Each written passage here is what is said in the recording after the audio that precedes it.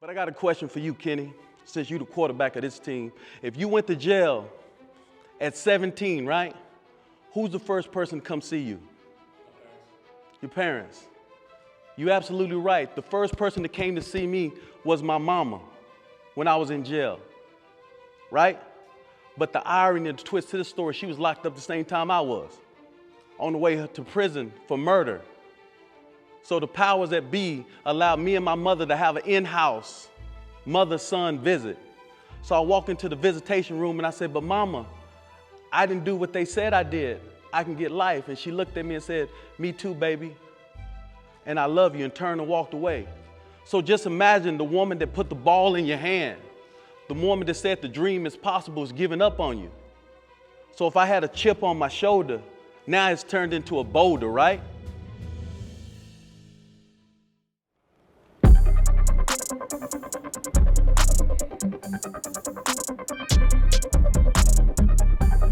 We're just standing here in front of door number 5, the escalator.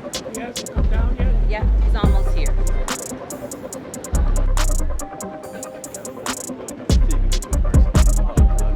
Tiki, yes, that. Man, I feel good about it, man. It's like a dream coming true. Finally made it to the NFL. And you never know, man. Just keep on fighting for your dreams. Sometimes you got to find a different path to get there. But if you keep on working, you'll make it, man. And I'm just blessed to have an opportunity to present to the NFL tomorrow. It's the guy. So he's right here.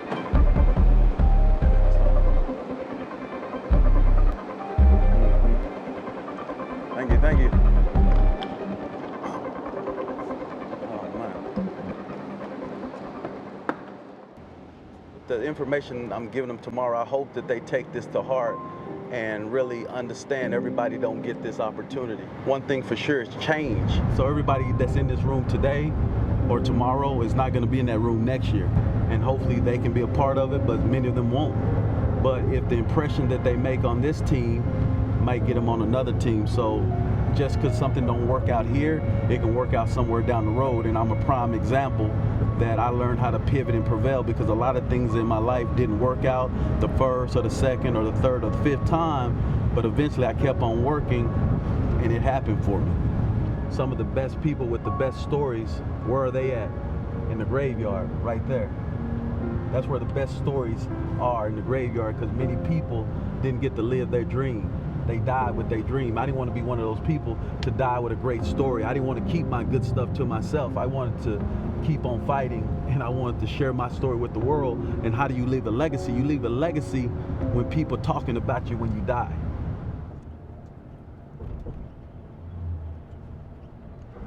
Is that the field right there? It is. Oh man, that's cool. Oh wow. Man, it looks different. That's pretty cool, man. Like a fish out of water. So in the wintertime, it's snow all on the ground over here? Not always. Okay. Last couple of years we had pretty good years, but we went years with hardly any snow. Okay.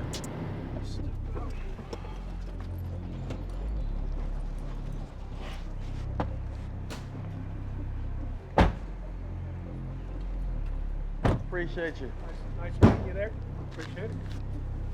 Oh, well, thank you very much. Thank you. Not necessary, but thank you. I know. Go ahead. It's all good, man. How you doing? How are you? Good. Need to check in. Tiki Davis. All right. Breakfast is in the morning, 6:30 to 9:30. Those blue curtains will be lifted for you. All right.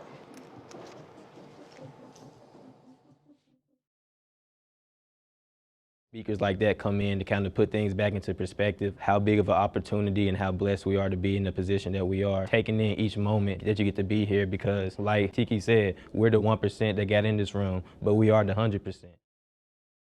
Man, it's an honor and a pleasure to be with you guys. Let me get the housekeeping done.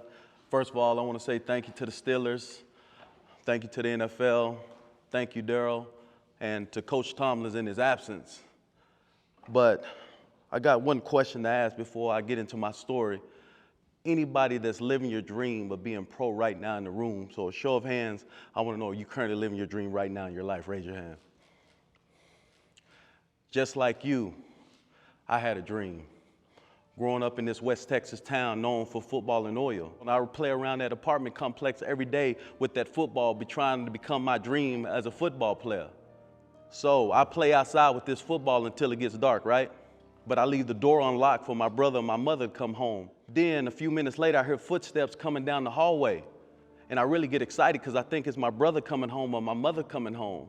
But the man that comes through the door is a man that I never seen before. And I'm not afraid because I'm used to seeing people come and go in this place I call home, right? And he sits on the bed and he asks me, "Boy, where's your mama? She stole my money." And before I can answer the man, he grabs me by my head and stabs me in the neck with a screwdriver. This dream is starting to bleed out of me.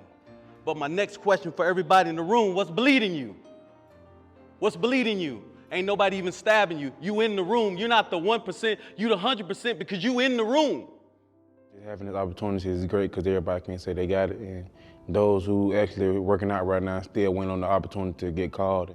Then he put a pillow over my face. Boom! The first punch knocks me out. Boom! The second punch wakes me up.